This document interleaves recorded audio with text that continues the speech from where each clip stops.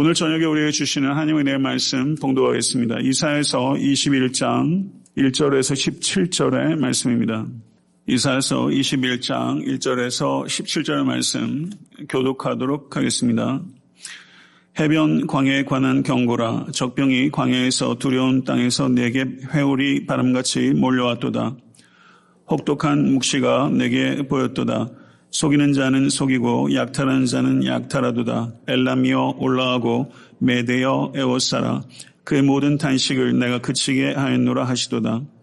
이러므로 나의 요통이 심하여 해산이 임박한 여인의 고통 같은 고통이 나를 엄습하였으므로 내가 괴로워서 듣지 못하며 놀라서 보지 못하도다. 내 마음이 어지럽고 두려움이 나를 놀라게 하며 희망의 서광이 변하여 내게 떨림이 되도다. 그들이 식탁을 베풀고 파수꾼을 세우고 먹고 마시도다. 너의 고관들아 일어나 방패에 기름을 바를지어다. 주께서 내게 이르시되 가서 파수꾼을 세우고 그가 보는 것을 보고하게 하되 마병대가 쌍쌍이 오는 것과 나귀 떼와 낙타 떼를 보거든 귀 기울여 자세히 들으라 하셨더니 파수꾼이 사자같이 부르짖기를 주여 내가 낮에 늘 망대에 서 있었고 밤이 새도록 파수하는 곳에 있었더니 보소서 마병대가 쌍쌍이 오나이다 하니 그가 대답하여 이르시되 함락되었도다 함락되었도다 바벨론이여 그들이 조각한 신상들이 다 부서져 땅에 떨어졌도다 하시도다. 내가 짓밟은 너여 내가 타작한 너여 내가 이스라엘의 하나님 만군의 여호와께 들은 대로 너희에게 전하였노라. 두마에 관한 경고라. 사람이 세일에서 나를 부르되 파수꾼이여 밤이 어떻게 되었느냐. 파수꾼이여 밤이 어떻게 되었느냐. 파수꾼이 이르되 아침이 오나니 밤도 오리라. 내가 물으려거든 물으라. 너희는 돌아올지니라 하더라. 아라비아에 관한 경고라. 드단 대상들이여 너희가 아라비아 수풀에서 유숙하리라. 대마 땅의 주민들아 물을 가져다가 목마른 자에게 주고 떡을 가지고 도피하는 자를 영접하라. 그들이 칼날을 피하며 뺀 칼과 당긴 활과 전쟁의 어려움에서 도망하였음이니라. 주께서 이같이 내게 이르시되 품꾼의 정한 기한같이 1년 내에 게달의 영광이 다 쇠멸하리니 다같이 게달 자손 중 활가진 용사의 남은 수가 적으리라 하시니라. 이스라엘의 하나님 여호와의 말씀이니라. 아멘. 하나님의 말씀입니다. 네, 어떻게 읽어보시니까 설교하기 굉장히 어려울 것 같지 않습니까? 이사야서를 지금까지 설교하면서 이렇게 결코 쉽게 진리를 들어야 하는 본문이 없었는데 특별히 이사야서 21장은 개인적으로 상당히 까다롭게 여겨졌습니다. 목회자가 하고 싶은 이야기를 한다면 어느 본문인들 어렵겠습니까마는 성경이 하고 있는 말을 하려고 하면 사실 굉장히 어려운 것입니다. 그래서 오늘 본문이 저로서는 굉장히 많이 씨름을 했는데 제 개인적으로는 씨름한 만큼 은혜가 저에게 임했습니다. 동일한 은혜가 사랑하는 모든 성도께도 임할 수 있기를 간절히 소원합니다. 이사야서 21장은 13장부터 23장까지 기록되어 있는 열국에 관한 심판의 신탁들 가운데 있는 말씀입니다. 그래서 오늘 본문에서는 바벨론, 두마, 아라비아 이 세 개의 나라에 관한 심판 예언을 담고 있습니다. 유다가 아수르 제국에 맞서기 위해서 이런 국가들과 동맹을 맺고 그들을 의지하는 것이 얼마나 어리석은지를 강조하고 있는 말씀이다. 이렇게 볼 수 있습니다. 1절에서 10절은 바벨론에 대한 심판 예언입니다. 학자들이 이구동성으로 여기에 예언한 것이 역사 가운데 어떻게 실현되었는지 정확한 역사적 상황을 구성하는 것이 매우 어렵다고 다 공감하고 있습니다. 1절과 2절을 보게 되면 바벨론의 갑작스러운 멸망을 언급하고 있습니다. 해변 광야에 관한 경고라. 적병이 광야에서 두려운 땅에서 내게 회오리 바람같이 몰려왔도다. 혹독한 묵시가 내게 보였도다. 속이는 자는 속이고 약탈하는 자는 약탈하도다. 엘람이여 올라가고 메대여 에워싸라. 그의 모든 탄식을 내가 그치게 하였노라 하시도다. 유다의 남방 지역 네겝으로부터 몰려오는 회오리 바람처럼 바벨론의 멸망이 그렇게 임하게 될 것이다 라고 예언하고 있는 것입니다. 그런데 바벨론에 대한 묵시가 혹독하다라고 표현하면서 바벨론의 멸망에 대해서 이사야가 동정하는 마음을 표현하고 있는 것입니다. 2절 하반절은 이 바벨론에 대한 혹독한 묵시의 내용을 기록하고 있는데요. 엘람과 메데라는 나라들이 언급되고 있습니다. 엘람과 메데는 바벨론과 한때는 동맹국이었지만 국익을 위해서는 배반하고 약탈하는 일들이 일어나게 된다는 것입니다.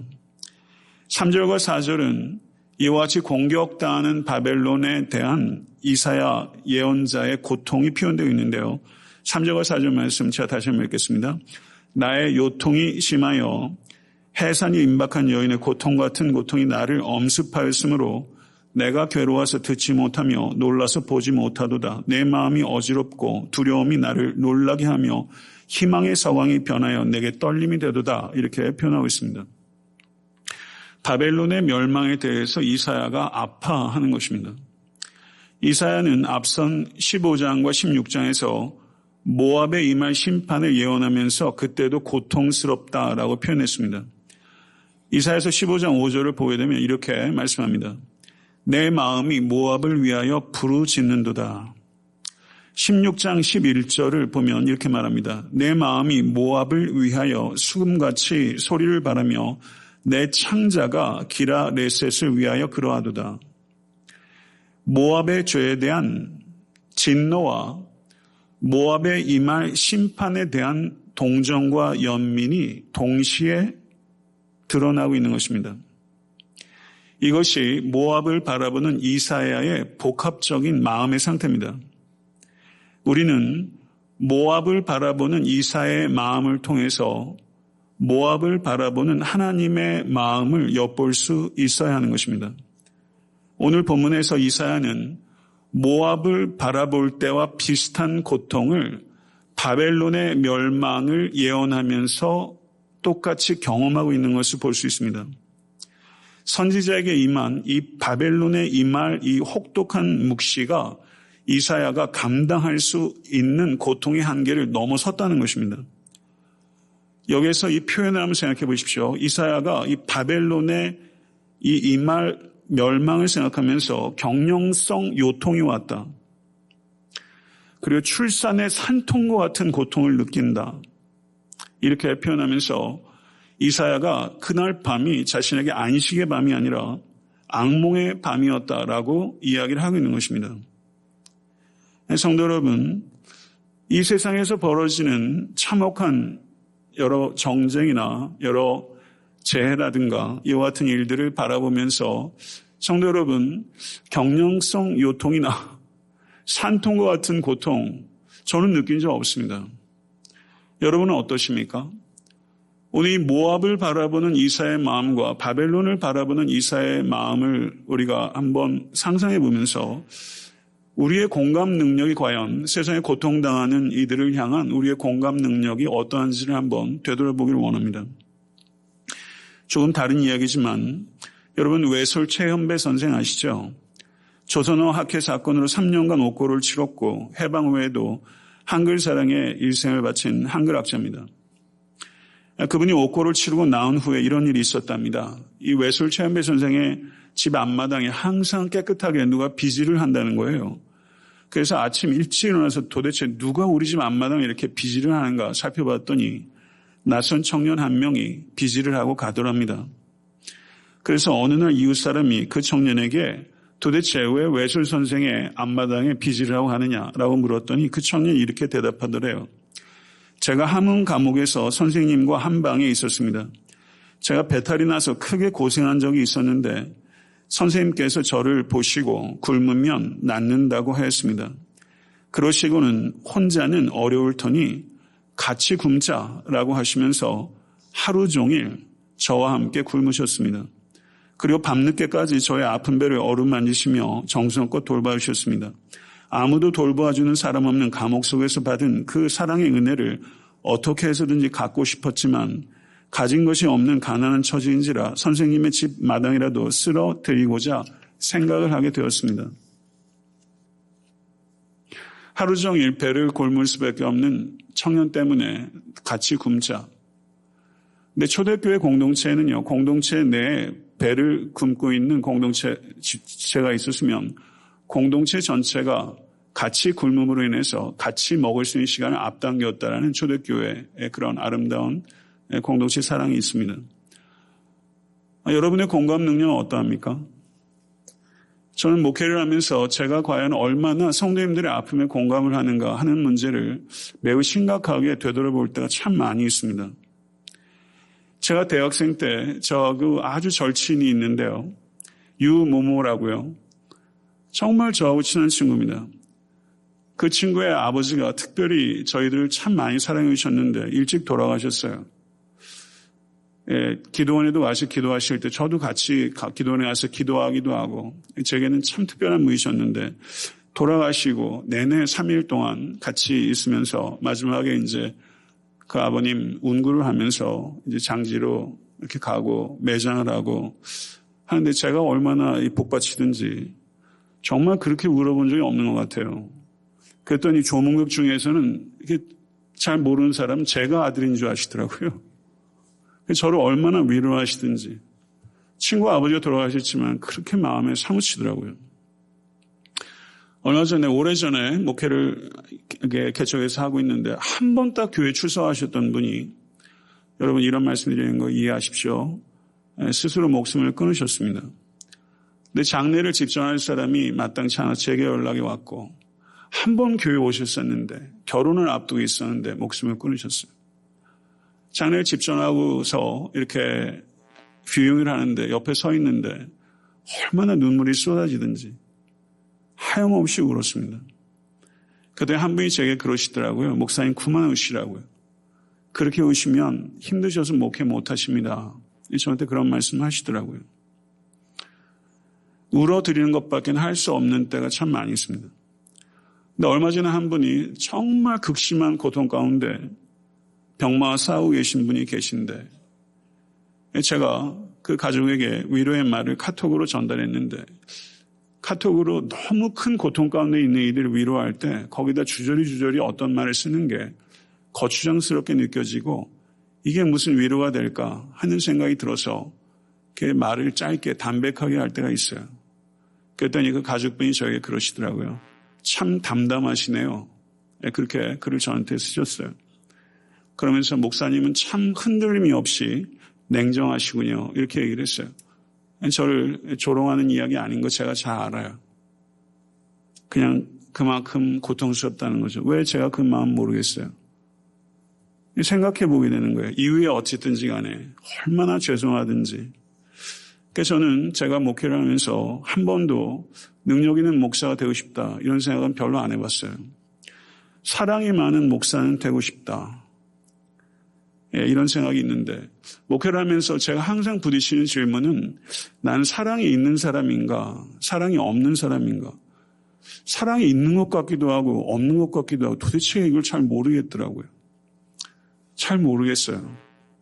사랑한다는 것에 대해서 제가 청년 때는 참 자신만만했는데 나이가 들어가면서 목사가 되고 나서부터 더 자신이 없어지더라고요. 다만 사랑이 있는 사람인지 사랑이 없는 사람인지는 잘 모르겠습니다만 그리스도를 본받아 큰 사랑의 사람이 되고 싶은 간절한 소망은 저에게 있다는 것은 분명한 것 같습니다.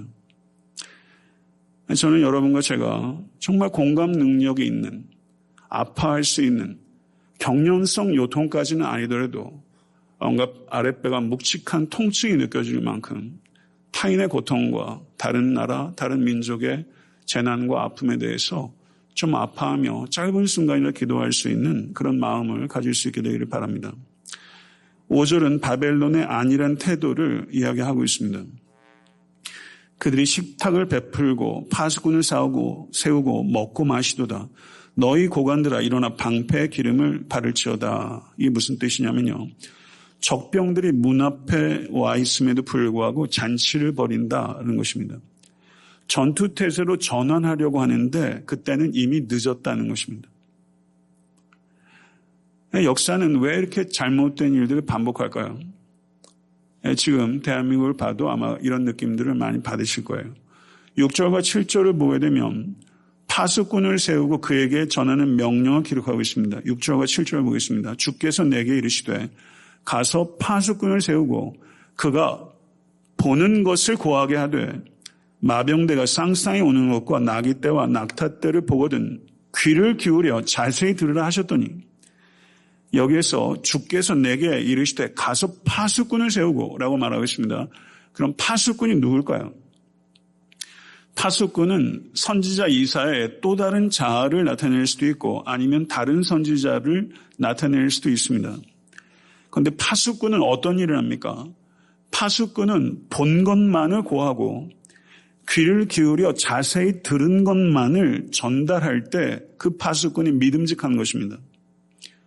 쌍쌍이 오는 마병대와 나귀떼와 낙타떼는 무엇을 가리키는 걸까요? 해석하기 어렵습니다. 분명치는 않지만 전쟁에서 진 병사들 가운데 도피하는 자들을 언급하고 암시하는 것이다. 이렇게 해석할 수 있을 것입니다. 8절과 9절을 보게 되면 파수꾼의 보고가 기록되어 있습니다. 파수꾼이 사자같이 부르짖기를 주여 내가 낮에 늘 망대에 서 있었고 밤이 새도록 파수하는 곳에 있었더니 보소서 마병대가 쌍쌍이 오나이다 하니 그가 대답하여 이르시되 함락되었도다 함락되었도다 바벨론이여 그들이 조각한 신상들이 다 부서져 땅에 떨어졌도다 하시도다. 이렇게 말하고 있습니다. 파수꾼은 사자같이 부르짖는 사람입니다. 사자같이 부르짖는 용기와 강인함을 가지고 있는 게 파수꾼입니다. 파수꾼은 낮에는 망대에 충성되게 서 있고 밤이 새도록 파수하는 인내심을 가지고 있는 자가 파수꾼입니다. 그렇게 할 때야 파수꾼이 하나님께서 말씀하신 징조를 찾아낼 수 있는 것입니다. 바벨론에 대한 언급이 창세기 11장 1절 이하의 바벨론 사건, 바벨탑 사건에 언급되어 있습니다. 신할 평지의 바벨론에 바벨론 사람들이 바벨탑을 지었죠.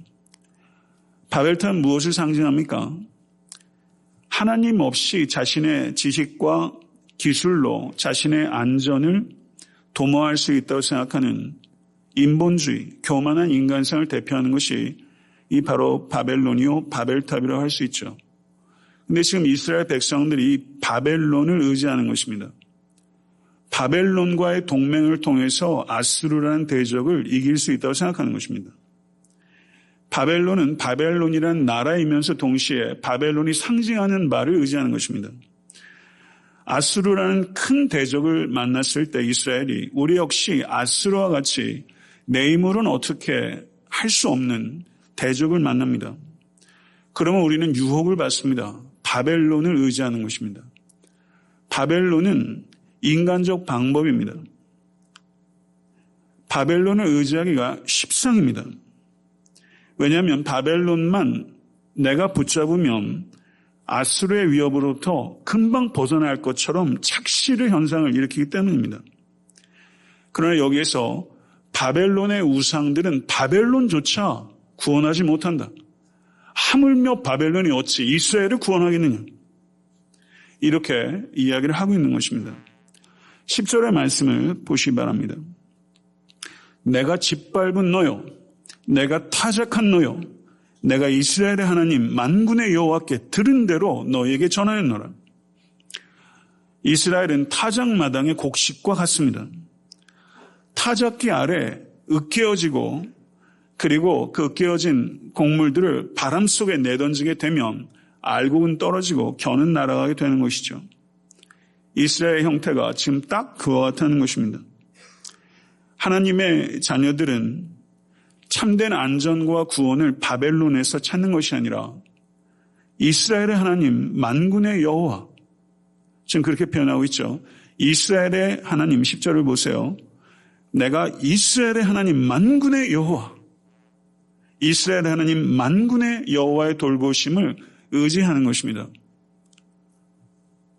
믿음을 끝까지 지키는 것 결코 쉽지 않습니다. 그러나 우주와 인간의 역사를 진정으로 주관하고 다스리시고 우리를 보호하신 이는 이스라엘의 하나님 만군의 주 여호와 하나님이십니다. 믿으십니까? 이스라엘의 하나님, 이스라엘의 하나님 무슨 뜻일까요? 이스라엘이 선택한 하나님이라는 뜻이 아니라 하나님이 이스라엘을 선택했다는 뜻입니다. 그래서 이스라엘의 하나님이라고 부르시는 거예요. 이스라엘의 하나님은 약속을 지키시는 하나님이시며 그리고 그 약속을 헌신하시는 신실하신 하나님, 우리를 보호하시고 우리에게 복락을 주시는, 우리를 지키시는 하나님이십니다. 믿으십니까? 파수꾼은 어떻게 하는 자입니까? 하나님께서 자기 백성에게 전하는 말씀을 받음에 있어서 적당히가 없는 사람입니다. 파수꾼은 적당히가 없습니다. 사랑하는 성도 여러분, 그리스도인들에게는 적당히는 없어야 합니다. 10절 말씀을 다시 한번 보시기 바랍니다. 여호와께 들은 대로 너희에게 전하였노라. 여호와께 들은 대로 너희에게 전하였노라. 이게 파수꾼의 자세죠. 들은 대로 전하는 설교자가 필요한 것입니다. 여러분도 들은 대로 전하는 복음의 통로가 되어야 될 줄로 믿습니다. 어디서 듣습니까? 성경에서 듣는 것입니다. 성경을 읽어야 합니다. 성경을 읽을 줄 알아야 합니다. 동시에 시대를 읽을 줄 알아야 합니다. 성경을 무시해서도 안 되고 시대를 무시해서도 안 됩니다. 성경에서 하나님의 음성을 듣는 동시에 시대의 아우성도 들을 수 있어야 합니다. 이것을 존 스토트는 이중적 경청이라고 했습니다. 우린 경청에 귀가 열려야 합니다. 성경에서 하나님의 음성을 듣고 시대의 아우성도 들어야 합니다. 이와 같은 이중적 경청, 성경에 충실하고 시대에 민감한 파수꾼, 그와 같은 목사와 또한 교회와 성도가 될 수 있게 간절히 축원합니다. 11절에서 12절은 두마에 대한 심판 예언입니다. 두마에 대한 경고라. 사람이 세일에서 나를 부르되 파수꾼이여 밤이 어떻게 되었느냐. 파수꾼이여 밤이 어떻게 되었느냐. 두 번 반복되고 있습니다. 파수꾼이 이르되 아침이 오나니 밤도 오리라. 내가 물으려거든 물으라. 너희는 돌아올지니라. 두마는 아라비아 사막의 오아시스에 위치한 지역입니다. 예루살렘 남동쪽으로 480km 위치해 있습니다. 두마는 역시 바벨론과 우호적 관계를 맺고 있었는데 바벨론은 그것 때문에 두마를 공격했습니다. 여기서도 파수꾼이 언급되고 있는데 유다의 선지자를 가리킵니다. 세일 사람이 묻습니다. 밤이 어떻게 되었느냐? 밤이 어떻게 되었느냐? 반복해서 묻죠. 왜 이렇게 물을까요? 밤이 끝날 것 같지 않기 때문입니다. 밤이 곧 끝날 거라고 생각하는 사람은 밤이 어떻게 되느냐 묻지 않습니다. 밤이 어떻게 되겠느냐? 밤이 어떻게 되겠느냐? 끝날 것 같이 않아 보이는 이 한밤중에 부르짖는 것이죠. 여러분 혹시 이와 같은 밤 가운데 계시진 않습니까? 밤의 시간은 참 더디갑니다. 근데 파수꾼이 대답합니다. 이 파수꾼의 대답이 애매합니다. 아침이 오나니 밤도 오리라. 오난이라는 말은 반드시 올 것임을 나타내는 완료 시제입니다. 아침이 반드시 옵니다. 믿으십니까? 밤이 아무리 길어도 반드시 아침이 옵니다. 그런데 아침이 반드시 오는데 또 다른 밤이 온다는 것입니다. 이게 삶이고 이게 역사라는 거예요. 아수르라는 어둠이 지나가면 역사 속에서 또 다른 어둠을 가져오는 제국들이 등장하지 않았습니까? 아침에 소망을 기대할 수 있지만 또 다른 임박한 어둠이 찾아온다라고 이 예언자는 이야기를 하고 있는 것이죠. 예언자는 가까운 미래를 바라봅니다. 아침이 온다는 것입니다. 근데 먼 미래도 보는 것입니다. 그런데 또 다른 어둠이 온다는 것입니다. 아수르라는 흑암을 가져오는 제국의 세력이 지나가면 지금은 바벨론이 별 볼 일 없지만 나중에 바벨론이 강성해져서 바벨론이 결국 남유다를 삼키지 않습니까? 바벨론은 또 다른 제국이 오고 또 로마가 오고 계속해서 어둠이 찾아오는 것이죠. 그렇지만 그때마다 또 다른 아침이 오는 것입니다. 밤의 통치를 끝내야 합니다.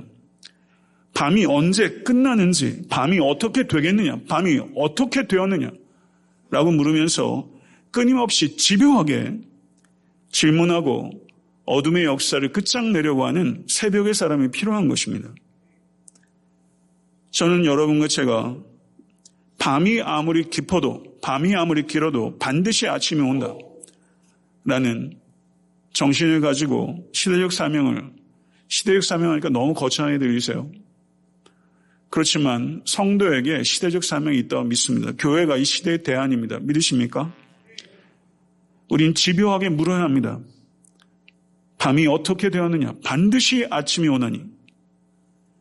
13절에서 17절은 아라비아에 대한 심판 예언입니다. 아라비아 역시 바벨론과 동맹이었습니다. 13절, 15절을 먼저 보겠습니다. 아라비아에 관한 경고라. 드단 대상이여 너희가 아라비아 수풀에서 유숙하리라. 대마 땅의 주민들아 물을 가져다가 목마른 자에게 주고 떡을 가지고 도피하는 자를 영접하라. 그들이 칼날을 피하며 뺀 칼과 당긴 활과 전쟁의 어둠에서 도망하였음이니라.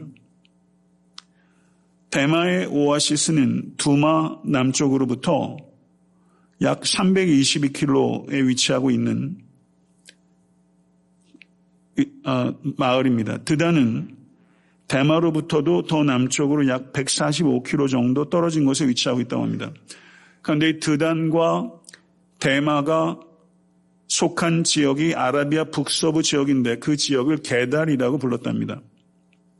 14절 말씀을 보세요. 대마로 도피하는 자 누굴까요? 본문을 통해서는 분명하지 않습니다. 아마도 아수르의 공격으로부터 피한 바벨론 사람이거나 두마 사람일 수도 있습니다. 근데 여기서 중요한 것은 하나님께서 전쟁 난민들에게 떡을 주고 물을 가져다 주고 영접하라는 것입니다. 환난 중에 있는 이들을 배척하지 말고 환대하고 도움을 베풀라고 말씀하고 있는 것입니다. 그러나 그들이 피해간 아라비아 역시 전쟁을 피할 수 없었습니다. 16절과 17절을 한번 읽겠습니다. 주께서 이같이 내게 이르시되 품꾼의 정한 기한같이 1년 내에 게달의 영광이 다 쇠멸하리니 게달 자손 중 활가진 용사의 남은 수가 적으리라 하시니라. 이스라엘의 하나님 여호와의 말씀이니라. 아멘. 이스라엘 하나님이란 말이 다시 반복되고 있죠. 정확히 1년 이내에 게달의 영광이 소멸될 것이다. 영광은 평생토록 의미와 중요성을 부여하는 모든 것들, 인간의 영광은 그런 것입니다.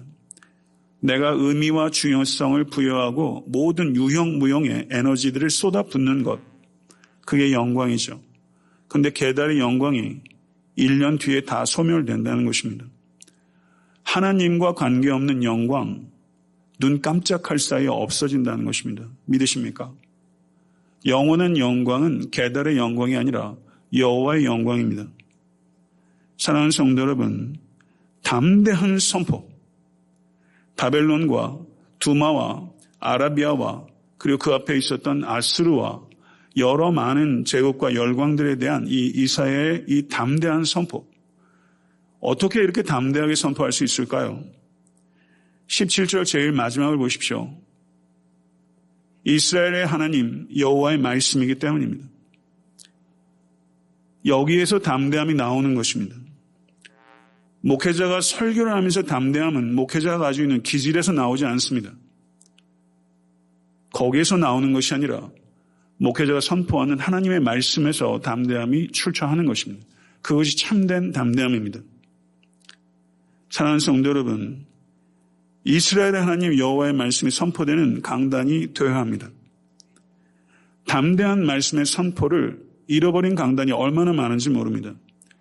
담대한 말씀의 선포가 목회자뿐만 아니라 여러분에게도 회복되어야 됩니다. 어떻게 담대한 말씀의 선포가 회복될 수 있습니까? 담대한 믿음의 회복이 먼저 있어야 되는 것입니다. 담대한 믿음의 회복이 경험될 때 담대한 말씀의 선포가 회복되는 성도가 될 수 있고 강단이 될 수 있는 것이죠. 사랑하는 성도들 말씀을 맺겠습니다. 파수꾼에 대한 언급들이 반복되고 있죠. 파수꾼은 누구인가? 분별력 있고 용기 있고 충성되며 인내심 있고 성경에 충실하고 시대에 민감한 자입니다. 그런 자가 되십시다. 심각한 위협에 직면하고 계실 때 행여나 바벨론이라는 인간적 방법을 의지할 것이 아니라 이스라엘의 하나님 만군의 여호와 그분만에 의지할 수 있는 우리 모두가 될 수 있게 간절히 축원합니다. 밤의 통치가 깊습니다. 밤의 통치를 끝내고야 말겠다는 각오를 가지고 소망의 아침을 이끌어오는 시대적 소명을 감당하는 그리스도인이 되어야 합니다. 담대한 믿음을 회복해서 담대한 말씀의 선포로 이어지는 축복을 경험할 수 있는 우리가 되어야 합니다. 사랑하는 성도 여러분, 여러분과 저는 연약하고 악합니다. 우리는 지킬 수 없는 약속인 줄 알면서 약속할 때가 있고 지키려는 마음이 없는데도 약속할 때가 있습니다. 인간이 왜 약속합니까? 이익을 얻을 수 있을 때 약속합니다. 약속을 언제 버립니까? 이익을 얻을 수 없을 때 약속을 깨뜨립니다. 우리를 향한 여러분과 저에게 누군가 약속할 때도 다른 사람들의 약속도 그와 같은 성격에서 크게 벗어나지 않습니다. 약속이 매우 이기적입니다. 결혼의 약속도 얼마나 쉽게 깨어집니까?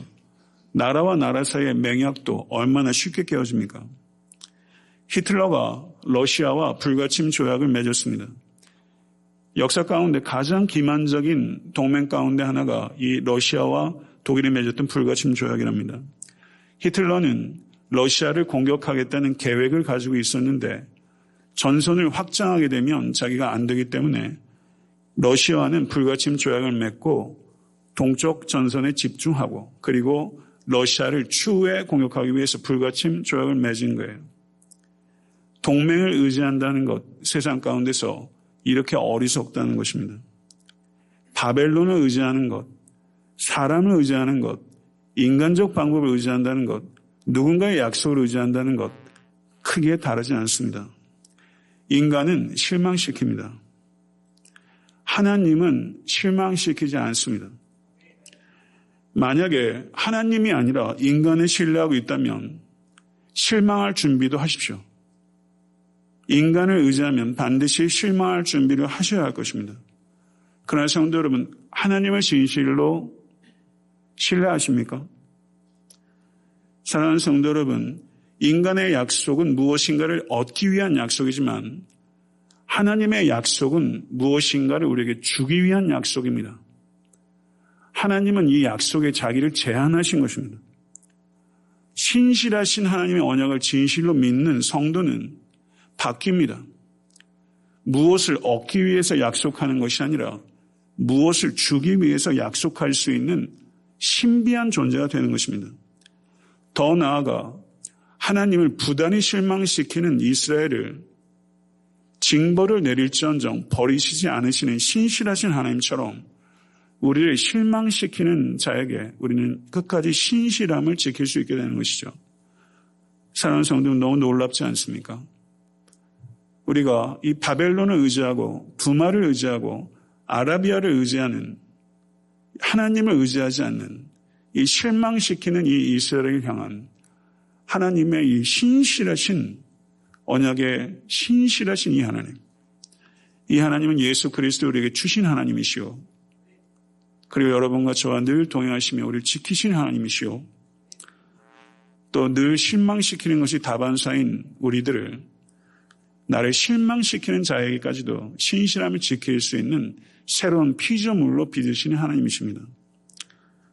사랑하는 성도 여러분, 우리는 참 미약하지만 우리가 믿는 신앙은 참 고상한 것입니다. 모쪼록 예수 그리스도 안에서 사람은 짐승도 되기도 하고 성자가 되기도 합니다. 아이슈비츠에서 인간은 짐승 이하였고 아이슈비츠에서 성자도 나오는 것입니다. 사랑하는 성도 인간 삶 속에서 동일한 삶 속에서 과연 내가 어떤 존재가 될 것인가? 사랑하는 성도 여러분, 오직 예수 안에 있는 우리 모두가 될 수 있기를 간절히 축원하고 바벨론이 아니라 십자가를 붙잡는 우리 모두가 될 수 있게 되기를 간절히 축원합니다.